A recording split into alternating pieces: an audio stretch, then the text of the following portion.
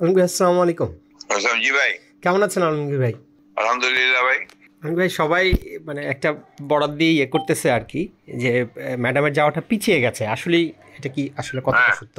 না পিছিয়েছে তো। এখন আপনার ওই এয়ারক্রাফট তো আপনার খারাপের কারণে আমরা ওটা পাচ্ছি না। জি আমরা একটা নতুন এয়ারক্রাফট ওরা জোগাড় করছে, ওরাই কাতারি।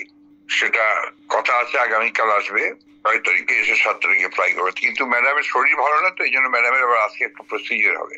পরে ডক্টররা ডিসাইড করবেন যে আপনার ম্যাডাম ফিট কিনা টু ফ্লাই। জি তারপরে সিদ্ধান্ত হবে ফাইনালি। তাহলে রোববার হয়ে মানে একটা সম্ভাব্য ডেট হচ্ছে রোববার, যদি শরীর ওনার ঠিক থাকে, তাই তো? হ্যাঁ, 7 তারিখে সকালের দিকে হতে পারে আর কি।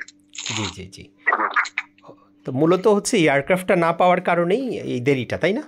হ্যাঁ, সেটা এবং না শুধু ওইটা না, ম্যাডামের শারীরিক অবস্থাটা তাই। ও আচ্ছা। তার শারীরিক অবস্থা কালকে খারাপ হয়ে গিয়েছিল তো একটু।